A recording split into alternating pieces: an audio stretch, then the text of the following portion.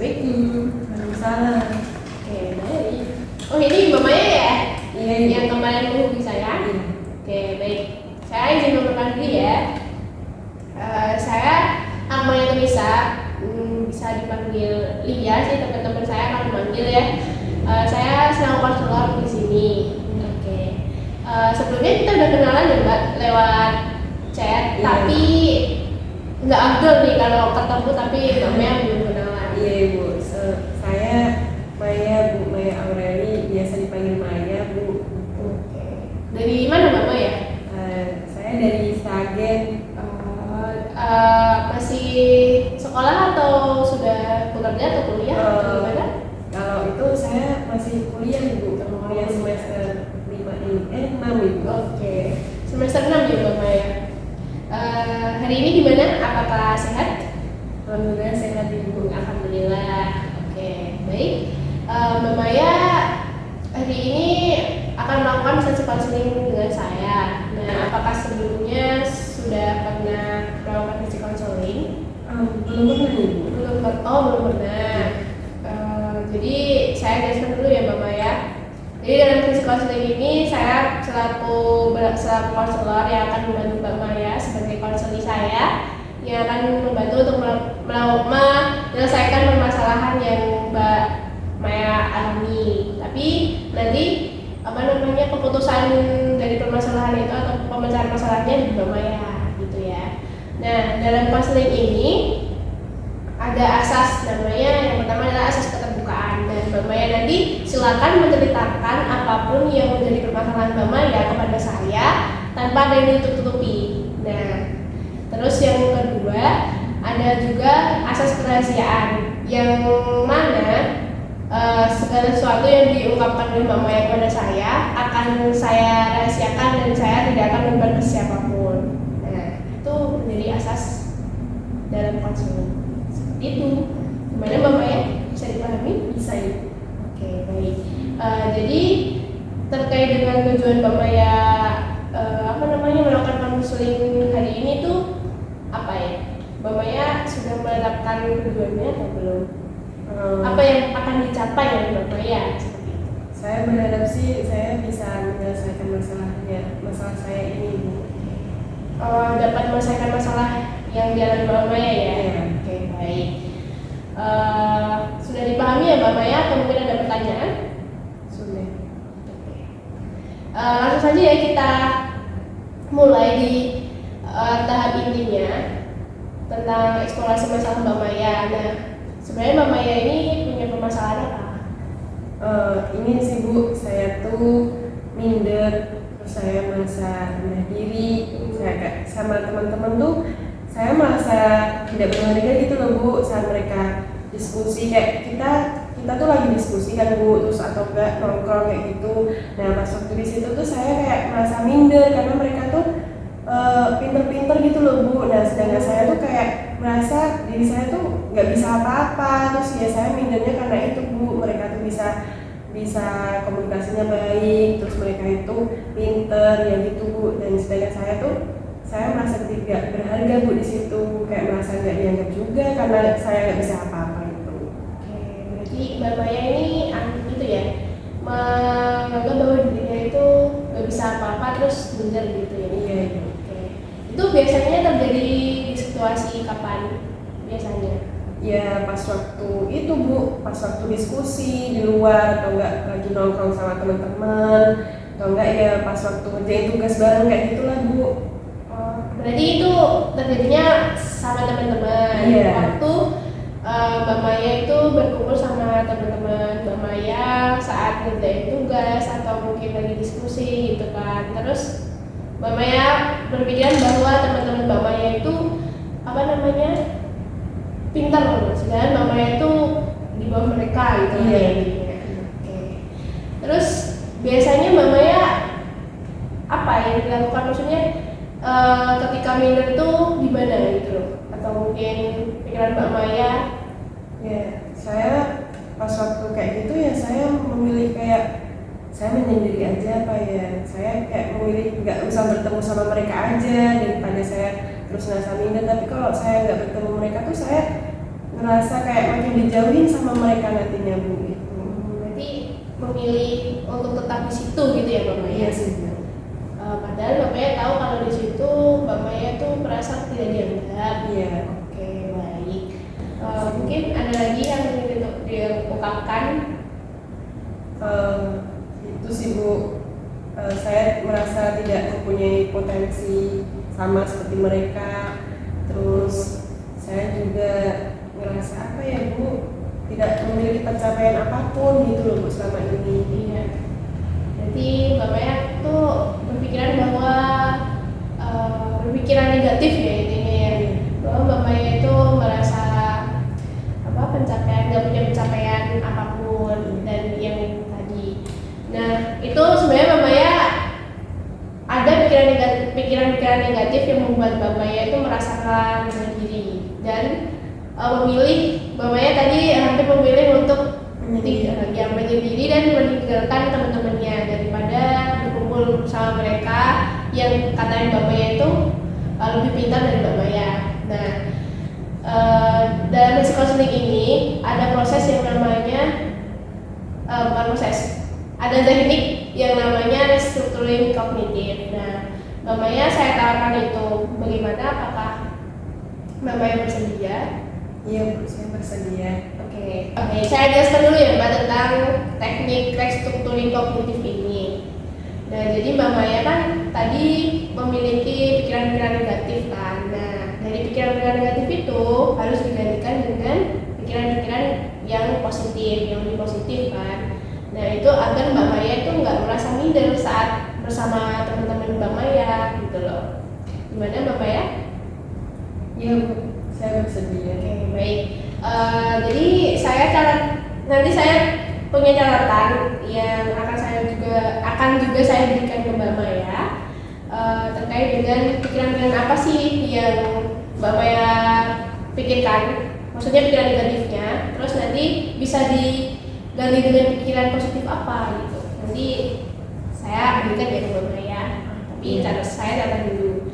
Nah, tadi kan permasalahan Mbak Maya kan ada permasalahan rendah diri ya.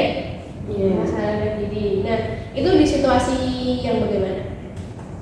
Di situasi yang ketika lagi itu nongki atau enggak diskusi sama teman-teman, terus ngerjain tugas bareng kayak gitu. Berarti ketika berkumpul dengan teman-teman ya? Iya. Oke, baik.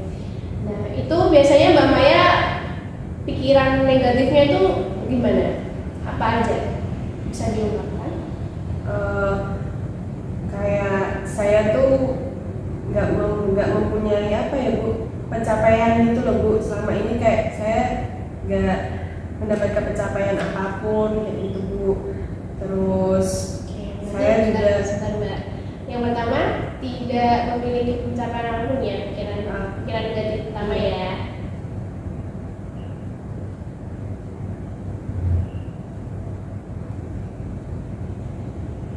Oke, baik. Sudah.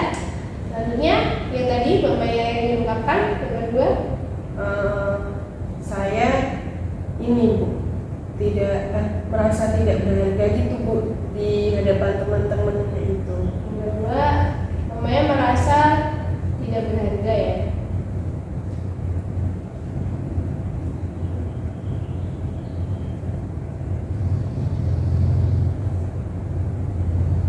Oke, baik. Selanjutnya, mungkin ada lagi Mbak Maya? Itu Bu, saya juga kayak merasa tidak mempunyai potensi gitu Bu, sama kayak teman-teman. Oke.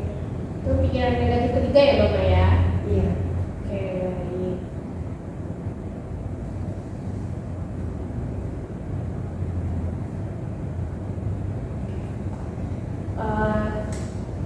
Sudah ada lagi mungkin Mbak Maya? Cukup Ibu.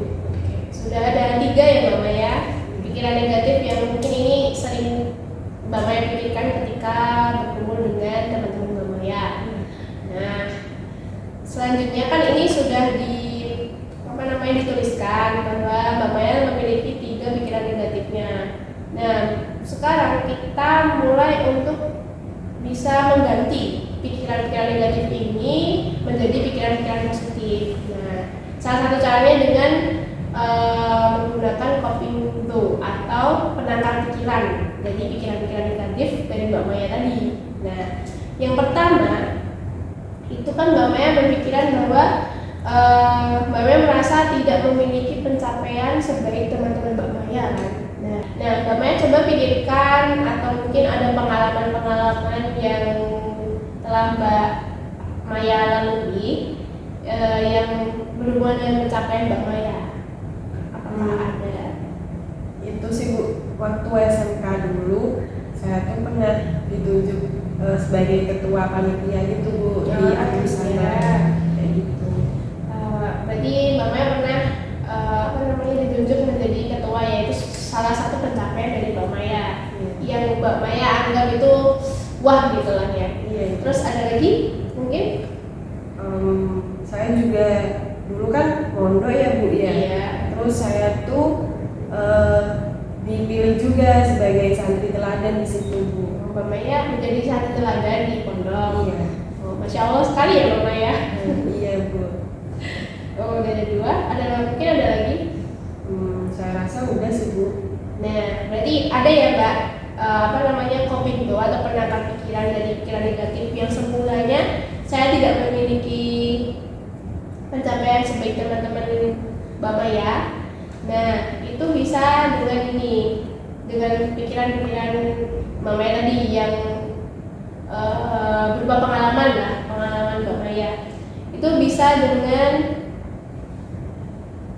saya telah melewati banyak tantangan dan mampu mengatasinya.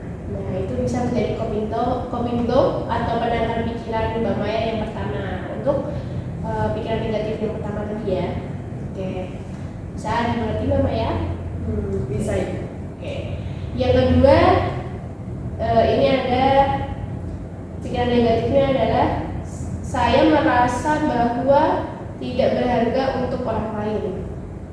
Nah, itu biasanya kan Mbak Maya juga mungkin punya hal-hal yang berharga terkait pengalaman Mbak Maya. Nah, itu bisa diungkapkan mungkin untuk strategi coping punya.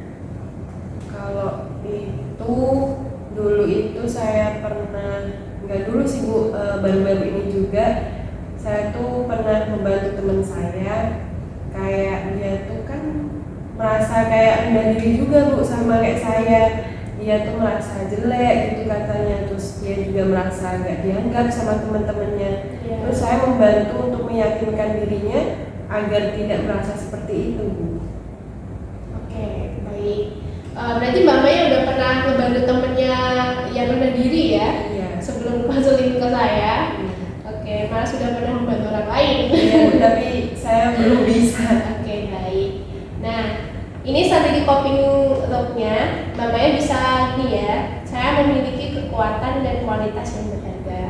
Nah, Mbak Maya bisa ingat-ingat lagi tuh apa kualitas dan kekuatan Mbak Maya terkait dengan apa tadi yang berhubungan dengan berharga. Nah, mungkin Mbak Maya bisa membantu orang lain yang tadi itu bisa menjadi salah satu coping loop-nya. Nah, sudah ya Mbak Maya? Yang kedua, clear? Iya Bu, sudah. Oke, baik. Yang ketiga, pikiran negatif Mbak Maya itu adalah tidak memiliki potensi yang baik. Nah, saat bertemu dengan teman-teman Mbak Maya itu apa sih potensi mereka gitu loh yang membuat Mbak Maya itu merasa berpikiran seperti ini terus rendah diri gitu. Kalau pas itu saya tuh merasa dia memiliki potensi tuh pas mereka apa ya Bu, menurut saya tuh mereka mempunyai komunikasi yang baik itu loh Bu, sedangkan saya tuh merasa tidak mempunyai komunikasi yang baik sama kayak mereka. Berarti tentang komunikasi interpersonal ya, berarti tentang komunikasi satu orang dengan orang yang lainnya. Nah, Mbak Maya merasa tidak memiliki itu, dan mungkin ada potensi selain itu yang Mbak Maya miliki. Itu sih Bu, apa ya?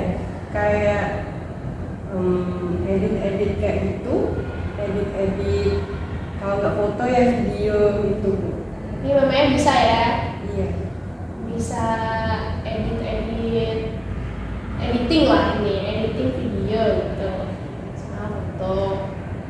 Oke, nah mungkin ada lagi yang bisa sebagai potensi Mbak Maya yang lain. Apa ya Bu? Saya rasa ini memang sudah itu. Oke, berarti Mbak Maya yang yakin banget potensinya di editing video dan foto. Iya. Oke, baik. Nah, di sini strategi coping talk-nya yang bisa Mbak Maya lakukan yaitu saya juga memiliki potensi yang saya anggap lebih baik. Nah, itu sesuai dengan potensi Mbak Maya, yaitu editing video dan foto. Nah, bisa dimengerti Mbak Maya? Bisa ya Bu. Oke, baik. Sekarang kita coba praktekin ya Mbak Maya sebagai penguatan positif yang harus dilakukan Mbak Maya ketika Mbak Maya memiliki pikiran-pikiran negatif tadi. Nah, kita coba ya Mbak. Iya. Sudah siap? Sudah. Oke, baik. Yang pertama, ketika Mbak Maya memiliki pikiran negatif, yaitu tidak memiliki pencapaian sebaik teman-teman Mbak Maya, maka Mbak Maya akan berpikiran, Saya telah melewati banyak tantangan dengan baik. oke, baik. Itu yang pertama ya Mbak Maya. Kemudian yang kedua, ketika Mbak Maya memiliki pikiran negatif, merasa bahwa Mbak Maya tidak berharga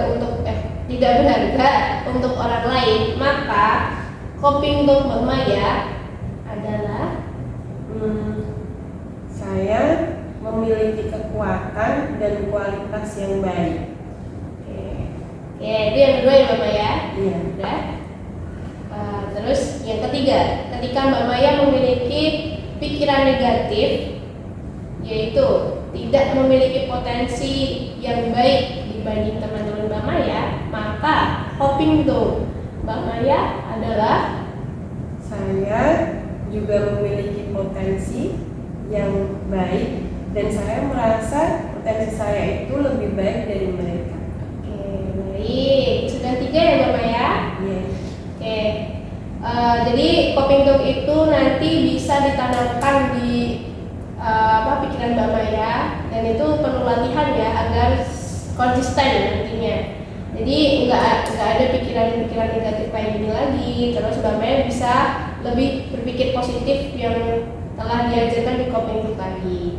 Nah, jadi penguatan positifnya nanti bisa saja dengan saya bangga dengan diri saya, terus saya berharga dan tidak perlu membandingkan diri dengan orang lain. Nah, itu bisa juga digunakan untuk penguatan positifnya ya Mbak Maya. Oke, baik. Untuk selanjutnya, karena coping talk-nya sudah diajarkan dari Mbak Maya, nah selanjutnya nanti untuk di rumah Mbak Maya bisa mempraktekkan beberapa coping talk atau penangkal pikiran-pikiran negatif ini di rumah ya Mbak Maya, atau mungkin nanti pas Mbak Maya merasakan